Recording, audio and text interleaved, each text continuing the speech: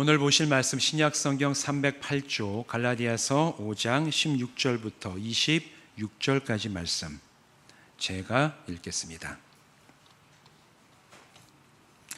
내가 이르노니 너희는 성령을 따라 행하라.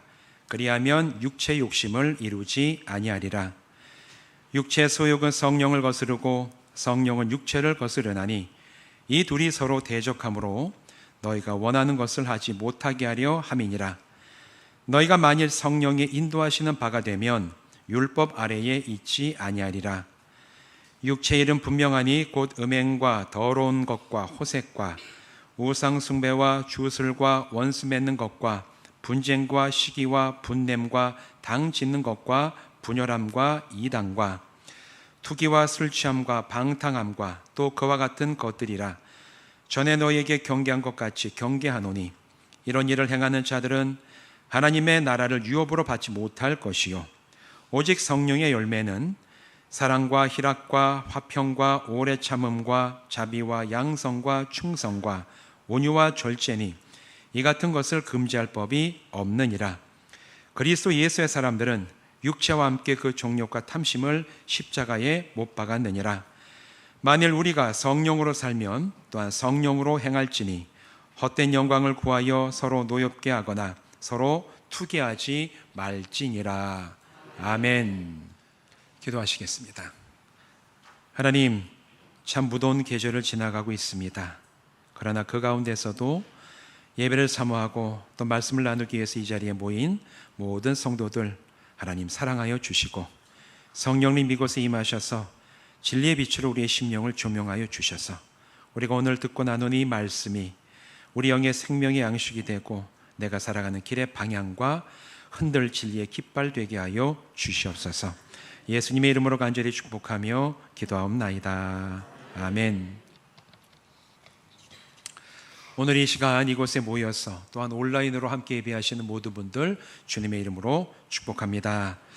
우리가 지난 7주인 7주 동안 성령님과 동행하라는 주제로 말씀을 전했고 오늘은 이제 마지막 8번째 말씀을 전하려고 합니다. 왜 우리가 함께 성령님과 함께 동행하며 성령의 내주하심에 대해서 우리가 늘 기억하고 살아가야 되는가, 그 분명한 이유가 있다고 말씀을 드렸죠.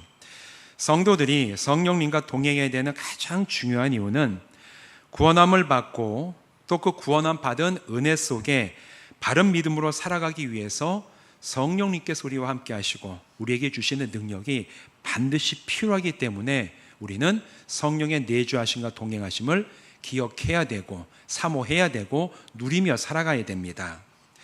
우리가 믿음 생활할 때 절대로 타협할 수 없고 아니면은 잊어버려서는 안 되는 진리 가운데 가장 핵심이 되는 진리가 있지요. 그리스도인은 무엇을 통해서 구원함을 받는다? 우리가 어떻게 구원함을 받죠?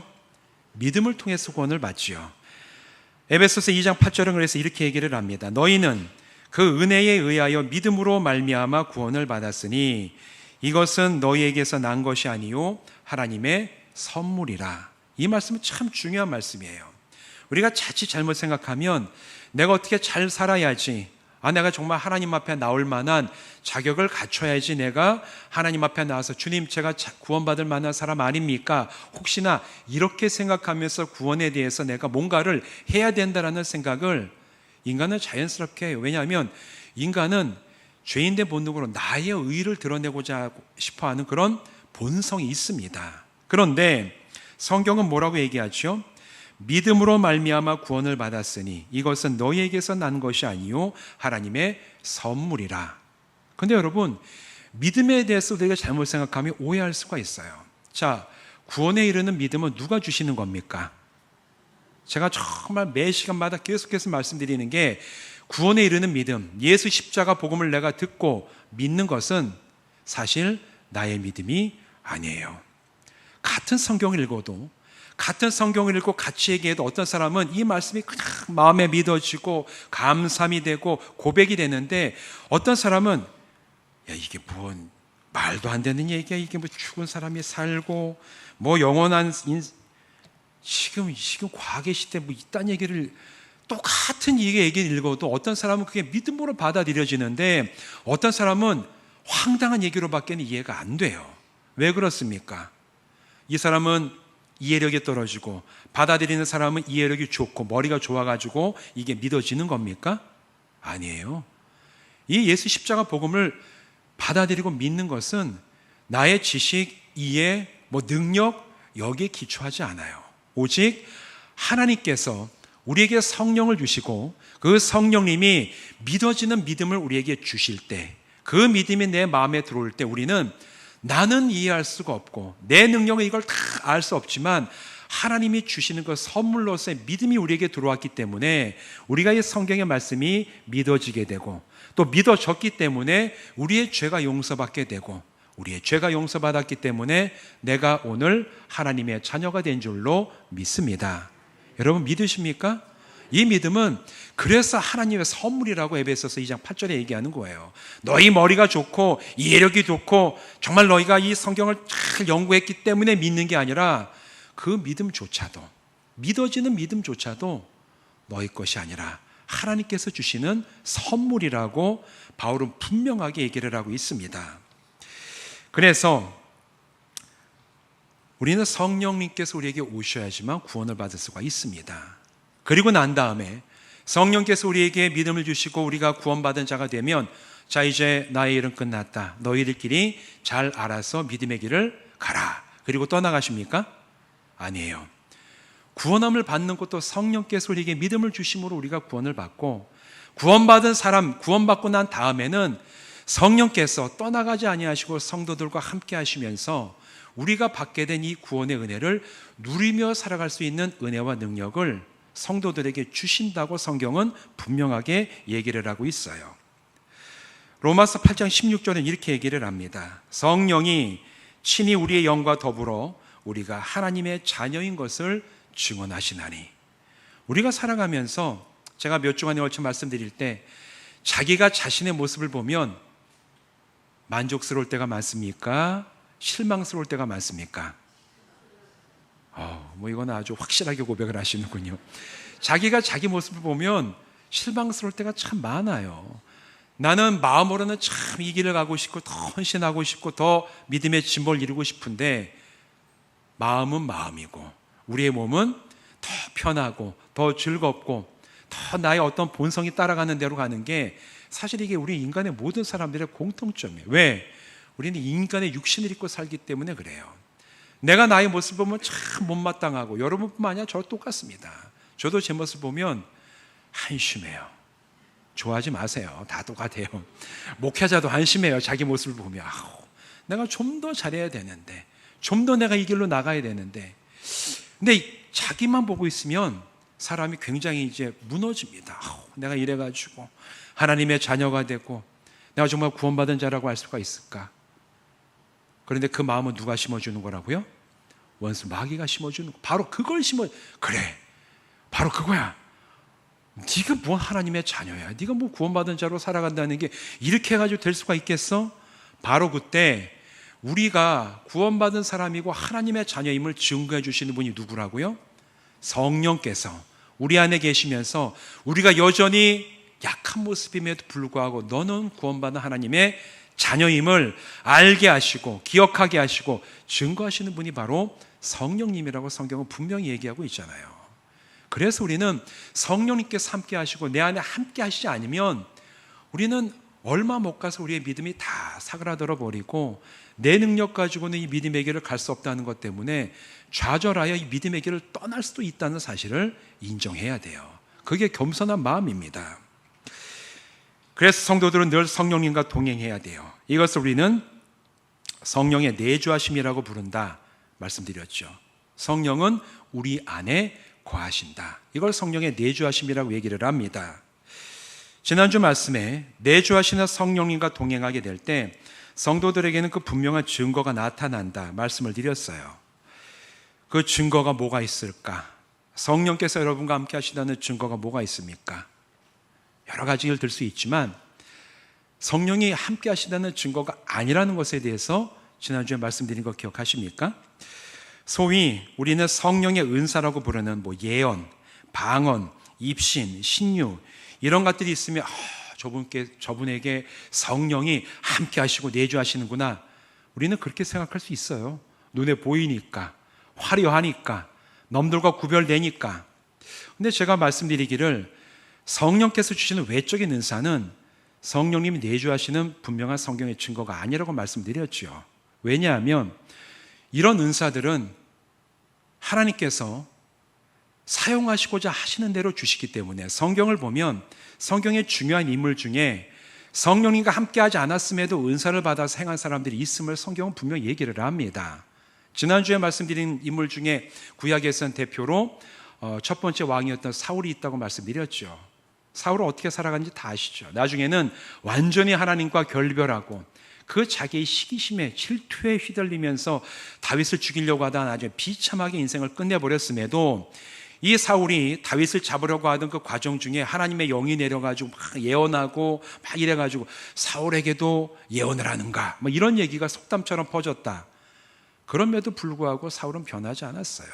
신약 성경에 오면 예수님의 12제자 가운데 가룟 유다도, 그 사람도 분명히 예수님께서 제자들에게 너희가 가서 놀라운 능력을 행하라고 하셨을 때 행했습니다. 12명 다 행했다고 얘기가 나오니까. 그럼에도 불구하고 귀신도 쫓고 신의 은사도 베풀었을 거예요. 그럼에도 불구하고 그는 결국 예수 안에서 변화되지 못했어요. 은사, 눈에 보이는 어떤 외적인 은사는 사실은 성경이 증거하는 이 사람은 성령 충만하고 성령님과 동행한다라는 그런 증거가 되지 못해요. 성경 그렇게 얘기하지 않습니다. 성경은 대신에 성경이 얘기하는 가장 분명한 증거, 성령께서 함께 하시면 반드시 이러한 일이 일어난다, 이런 변화가 일어난다라고 하는 것이 오늘 본문 가운데 나와 있죠. 우리가 잘 알고 있는 22절과 23절에 나오는 성령의 열매예요. 우리 함께 22절, 23절 같이 읽어보실까요? 시작. 오직 성령의 열매는 희락과 화평과 오래 참음과 자비와 양성과 충성과 온유와 절제니 이 같은 것을 금지할 법이 없느니라. 아멘. 우리가 잘 알고 있는, 흔히 얘기하는 성령의 9가지 열매, 이렇게 얘기하는 이제 이 성령의 열매에 대한 이야기가 기록이 되어 있어요. 여기 보면 은사는 하나도 속해 있지 않습니다. 여기에 은사가 속해 있지 않아요. 대신에 이런 것, 완전히 은사와는 다르지만 이것이 성령께서 계시면 반드시 맺게 되는 열매라고 얘기를 하고 있습니다. 근데 우리가 오늘 이 본문을 보면서 흔히 생각하고 있는 것과 좀 다른 관점에 대해서 성경을 볼 필요가 있는데, 우리는 이걸 보면 사실 열매가 9가지라고 생각하시죠. 1번 열매 사랑, 2번 열매 쭉 해가지고, 그래서 이제 성경 보면 어느 성경 요 단락에 대해서 성령의 9가지 열매 이렇게 소제목을 붙여놓은 것도 있지만, 사실 이 본문을 보면 열매가 9가지라는 말은 어디에도 안 나옵니다. 성령의 열매가 여기 뭐라고 나옵니까? 성령 22절 보면 시작할 때 오직 성령의 뭐라고 나오죠? 열매는 단수입니까? 복수입니까? 단수예요.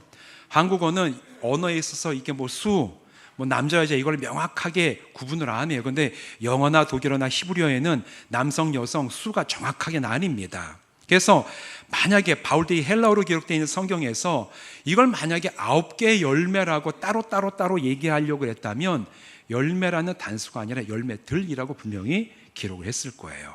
그런데 오늘 보면 바울이 여기에 대해서 쭉 얘기하면서 9가지 기록을 쭉 남겨놨지만 이거를 얘기할 때 성령의 열매들이가 아니라 열매 하나라고 지금 얘기를 하면서 쭉 나머지를 얘기를 하고 있지요. 그러면 아니 여기에 나열된 이 9가지 이런 목록은 도대체 무엇인가 궁금할 겁니다. 이것은 하나의 열매를 이루는 9가지 부분 또는 9가지 측면이라고 얘기할 수가 있어요. 여러분, 겨울에 제주도 특산품이 뭐죠? 겨울에 나오는 특산품. 말이라고 안 하시는군요, 여러분. 말고기를 좀 좋아하시는. 귤이 있죠. 귤은 열매가 하나가 어떤 겁니까? 동그란 열매 하나가 감귤나무가 맺는 열매예요. 그런데 이 열매를 껍질을 까면 그 안에 몇 개가 있죠? 몇 개인지 모르지만 많아요. 숫자가 많은 것도 있고 적은 것도 있지만 그렇게 이해를 하시면 돼요. 보여지는 것은 하나의 열매지만 그걸 열어보면 그 안에 여러 부분들이 하나를 이루어 있는 것으로, 그래서 이 전체 하나의 열매를 성령의 열매들이 아니라 성령의 열매라고 바울이 얘기하고 있구나, 이렇게 이해할 수가 있어요. 성령의 열매는 하나예요. 이 동시에 열매를 9가지 부분을 이루고 있는데, 첫 번째 사랑. 이 사랑은 과연 무엇이냐? 사랑은 남을 섬기되 자기에게 돌아올 이득 때문이 아니라 상대방이 존귀하고 또 상대의 가치와 유익을 세우기 위해서 섬기는 것이 사랑이에요. 오늘날 자본주의 사회에서 인간관계가 정반대되는 거 아닙니까? 우리는 어떻게 배웁니까? 야, 미치고 살지 마. 네가 받을 거 없으면 해주지도 말어. 네 손해보는 거 하지 마. 여러분, 어릴 때 자녀들에게 그렇게 얘기하지. 너 손해봐도 된다.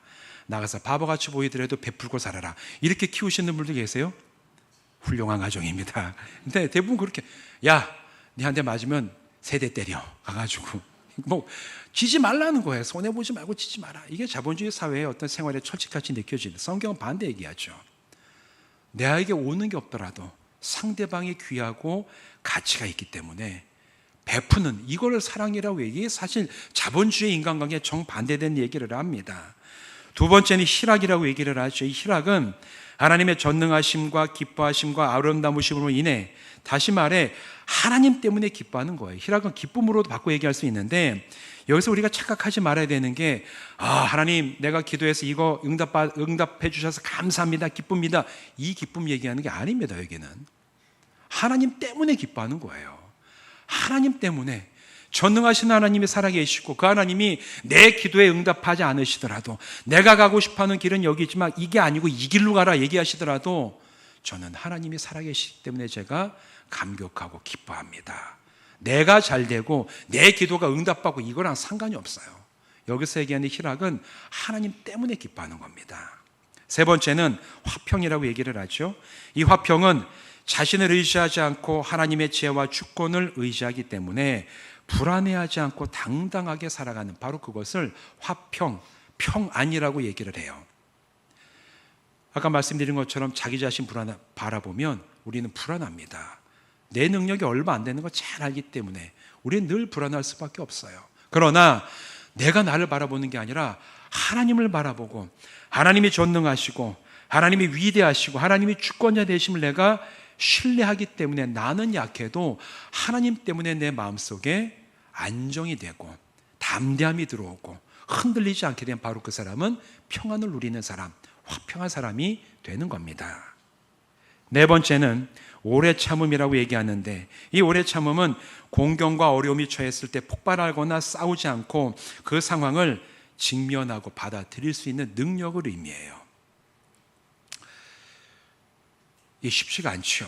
자기가 억울한 일을 당하거나 이유 없이 나를 힘들게 하는 사람 앞에서 화를 내지 않고 막 감정을 따라가지 않고 그거를 내가 인정하고 받아들이면서 뭔가를 일을 처리해 나가는 것은, 이거는 도닦지 않은 사람 입장에서 참 하기 힘든 겁니다. 그래서 이게 영적인 능력에 들어가는 겁니다. 이걸 그래서 오래 참음이라고 얘기를 하고, 다섯 번째 자비는 내가 낮아지고 손해를 입더라도 약해지는 것까지 감수하면서도 다른 이들을 실제로 섬기는 능력, 이거를 자비라고 얘기해요. 여러분, 살다 보면 그런 얘기 있죠. 호의가 계속되면 권리인 줄 안다. 동의하십니까? 차마 말로는 동의하지 않는다는 얘기. 이게 그런 게 있어요.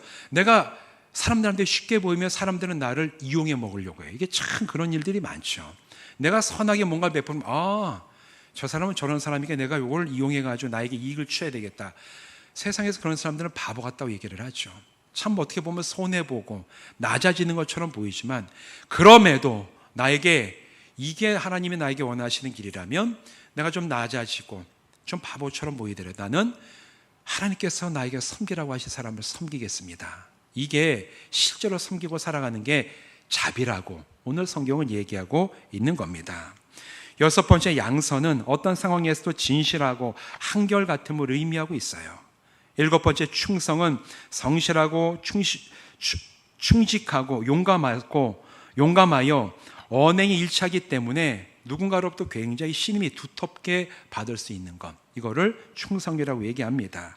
여덟째 온유는 겸손하게 상대방을 대하는 것이에요. 온유와 겸손은 같습니다. 그래서 상대방을 대할 때 정말 겸손하게, 그리고 사람이 겸손하게 대하면 그 사람은 온유하고 사람과의 관계에 충돌이 있을 리가 없죠. 겸손한 사람이 싸우거나 충돌하는 거 보신 적 있으세요? 그렇잖아요. 그 사람 그래서 온유한 사람입니다.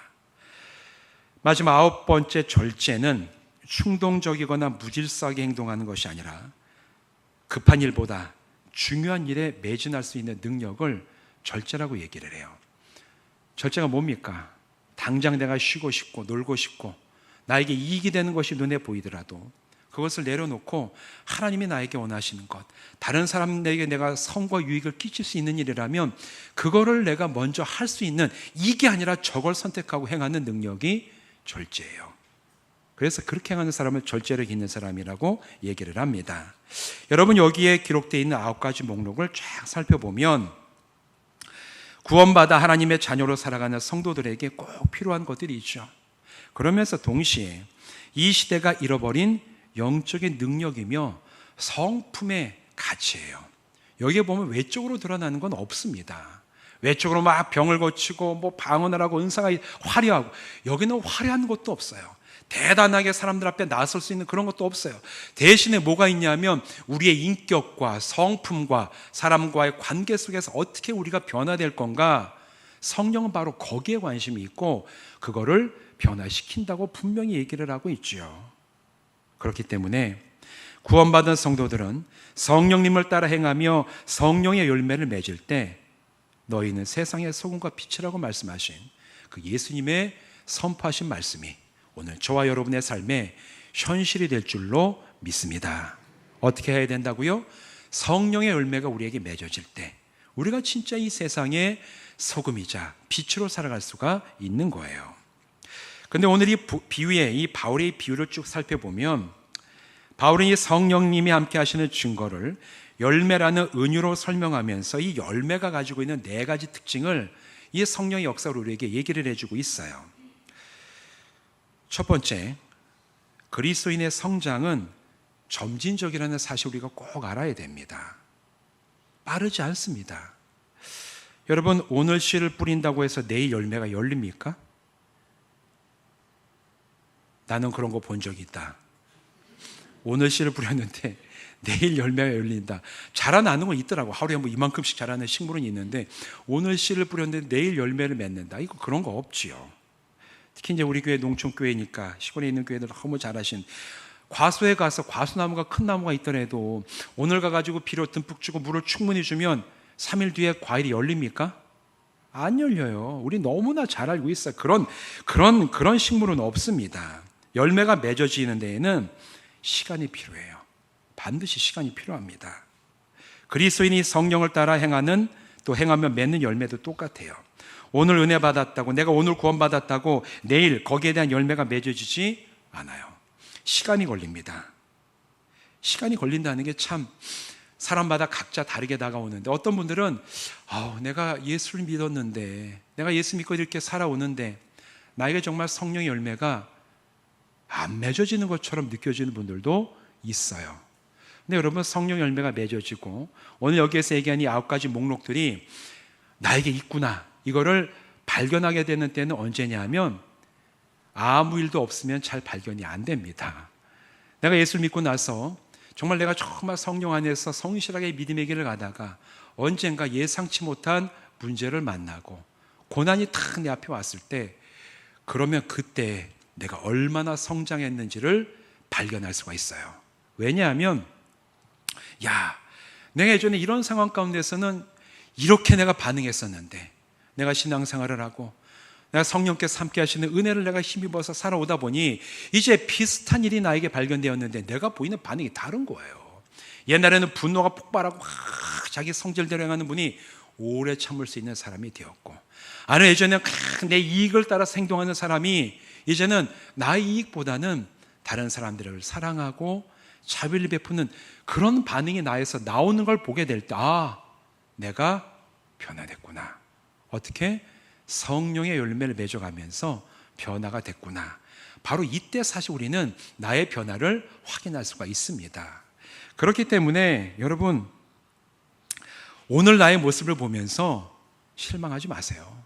내 모습에서 왜 이런 열매가 맺어지지 않나 내 눈은 확인하지 못할지라도 오늘 우리가 성실하게 성령께서 인도하심을 따라서 예배하고 기도하고 말씀을 통해서 은혜 받고 또 우리가 삶에서 다른 사람들을 사랑하며 나가는 그 훈련을 성실하게 감당할 때 내가 알지 못하는 그 모든 과정 속에 성령께서 우리에게 열매를 맺게 하고 계신 줄로 믿습니다. 우리는 그 믿음과 은혜 가운데 살아가는 거예요. 그런 놀라운 은혜를 체험하시는 우리 믿음의 성도들 되시기를 주님의 이름으로 부탁을 드립니다. 두 번째 특징은 성령님이 함께 하시는 성도에게 성령의 열매는 필연적으로 나타난다는 겁니다. 여러분, 살아있는 식물을 심으면 반드시 자라나요. 근데 이렇게 봄 되면 콩을 심는데 콩을 그냥 심으면 뭐가 나죠? 놀라운 사실을 아시는군요. 콩이 납니다, 이렇게. 근데 콩을 뜨거운 물에 한 1분 정도 담갔다가 심으면 어떻게 되죠? 뭐가 나죠? 뭐가 나죠? 아무것도 안 나요. 그거 왜 안 납니까? 죽었기 때문에 그래요. 열매가 자라나고 안 자라나고는 그 안에 생명이 있냐 없냐가 결정을 합니다. 우리가 성령의 열매를 맺는다는 것은 성령께서 주시는 생명이 우리 안에 있다라는 거예요. 생명이 있는 것은 반드시 열매를 맺습니다. 그러나 열매를 맺지 못하는 건 어떻게 되는 겁니까? 끓는 물에 넣었다 빼낸 거예요. 죽은 거예요.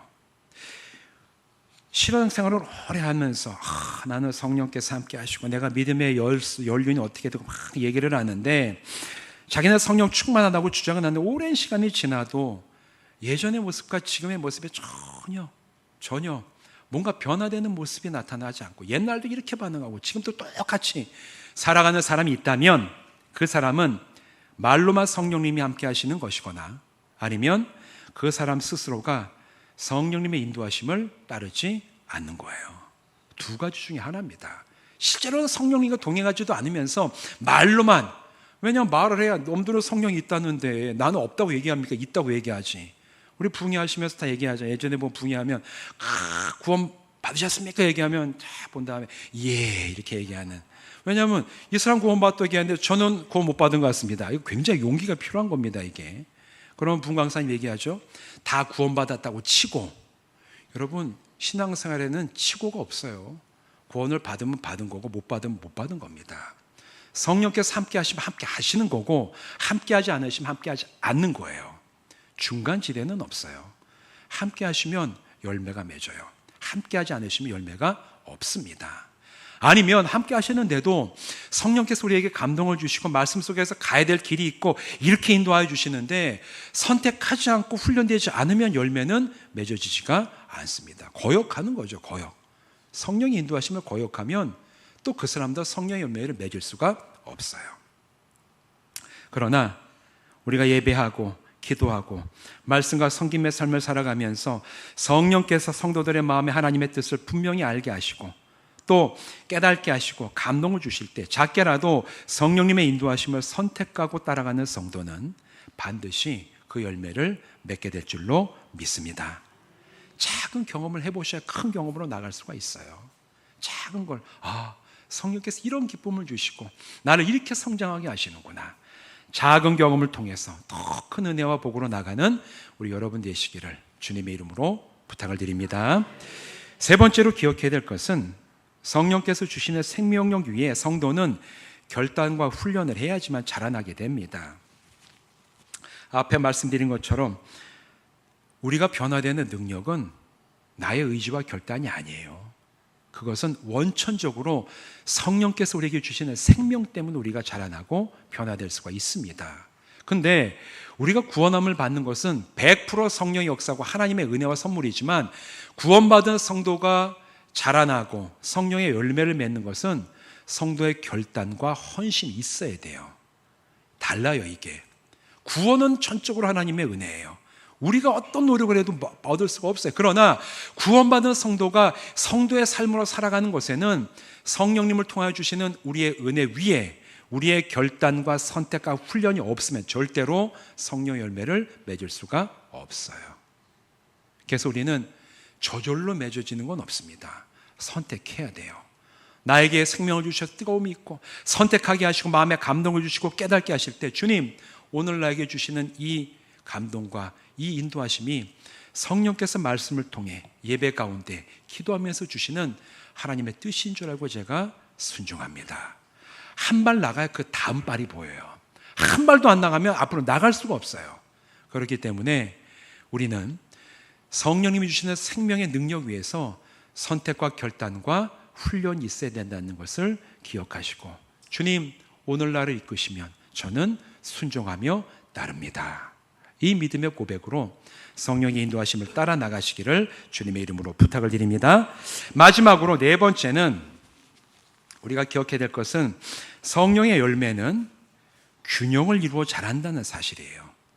우리 앞에 말씀드린 22절, 23절에 나오는 이 9가지 목록은 하나하나가 성령의 열매가 아니라 하나의 성령의 열매가 가지는 다양한 부분 또는 측면이라고 말씀을 드렸죠. 그런데 성령께서 이 열매를 맺어가게 하시는데, 여러분, 저 사람 참 온유해. 근데 절제를 못해. 이 사람은 그럼 성령의 열매를 맺는 사람일까요? 아닐까요? 가봐야 알겠다. 내가. 여러분, 성령의 열매는 9가지가 다 열립니다. 다 열려요. 요한일서 4장 20절 보면 사도 요한이 이렇게 얘기를 해요. 누구든지 하나님을 사랑하노라 하고 그 형제를 미워하면 이는 거짓말하는 자니. 하나님을 사랑한다고 하는데 형제, 여기서 보면 이제 믿는 형제를 얘기하죠. 미워한대. 그러면 사도 요한이 말하기를 이거는 형제도 미워하는 것이고 하나님도 사랑하지 않는 거라는 거예요. 두 가지가 다 있지 않으면 두 가지가 없는 거예요. 무슨 얘기인지 이해가 되시죠? 성령의 이 목록이, 열매의 목록이 쫙 이 특징들이 9가지가 있는데, 이 사람은 참 온유해. 이 사람 참 온유한데 절제가 없거나 뭐 이렇게. 여러분, 성령의 열매와 사람의 기질을 우리는 분별할 수 있어야 됩니다. 원래 사람이 태어나기에 이런 여기 있는 9가지 목록에 있는 기질들을 한두 가지씩 갖고 태어난 사람들이 있어요. 어떤 사람은 참 정이 많고 사랑이 넘쳐요. 근데 온유하지 않아. 어떤 사람은 참 충성스러워. 근데 양선이 없어. 자기 편애한테만 그래. 이래가지고 각자 보면 이 사람은 이게 아주 잘하지만 이건 참 약하고. 여러분, 이거는 성령의 열매가 아닙니다. 그냥 그 사람에게 타고난 기질이에요.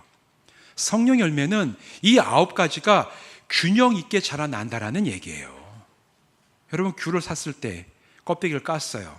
했더니만 2개만 통통하고 나머지 7개는 알이 비었다. 그런 거 사면 여러분, 참 좋은 열매네 이러면서 드십니까? 그 판 가게에다 전화하십니까? 어떻게 하세요? 안 사죠. 몽땅 동그란 다음에 있어야 이게 한 개 푹 들어간 다음에 이건 이쪽 부분 안 자라고 요것만 아주 잘 자랐다. 이거는 상품으로서의 가치가 없어요. 안 팔죠. 그러는 거 아예 다 비품 처리해버리지. 똑같다라는 거예요. 성령의 열매도 이 9가지 열매를 성령이 함께 하시는 사람들은 이게 하나 크고 하나는 없는 게 아니라 균형을 맞춰가지고 잘 자라게 하신다는 거예요. 우리 삶에서 이렇게 균형이 맞춰 자라날 때 그때 성령께서 나를 통해 열매를 맺게 하시는구나. 혹시 나에게 균형이 없다면 하나님, 제가 이 성령의 열매의 균형을 이루어서 아름답게 자라나게 하여 주시옵소서.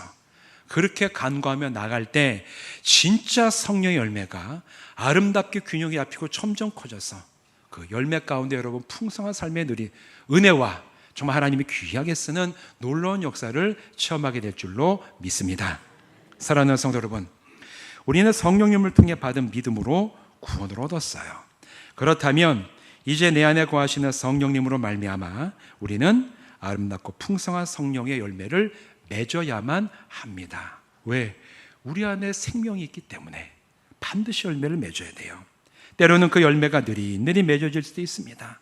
하지만 성령님의 인도하심을 따를 때 반드시 그 열매가 맺어질 겁니다.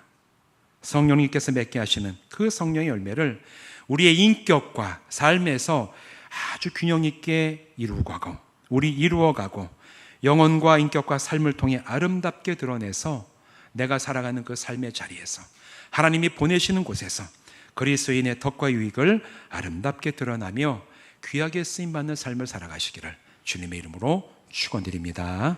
기도하시겠습니다.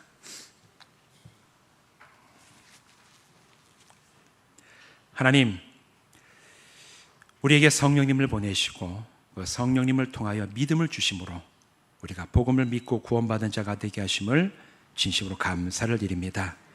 이제는 우리가 그 믿음 가운데 구원을 얻고 성령께서 우리 안에 내주하심을 믿사오니 주여, 이제 우리가 그 내주하시는 성령님의 은혜와 부으시는 능력을 힘입어서 결단하고 선택하고 훈련함으로 성령의 열매를 맺는 저희들 되게 하여 주시옵소서.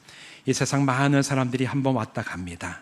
그러나 자기 이익만을 따라가는 사람들 얼마나 많이 있습니까? 하지만 우리 사랑하는 모든 성도들은 성령의 열매를 맺어서 균형 있는 그 열매 가운데 하나님 나라의 복을 체험하게 하시고 또 성도들 한 사람 한 사람을 통하여 인격과 성품이 정말 아름답게 드러나요. 이 세상에서 세상의 서금과 빛의 사명을 잘 감당하고 정말 하나님께서 쓰시고자 하시는데 아름답게 쓰임받는 귀한 일꾼들로도 세워지게 하여 주시옵소서. 예수님의 이름으로 간절히 축복하며 기도하옵나이다. 아멘.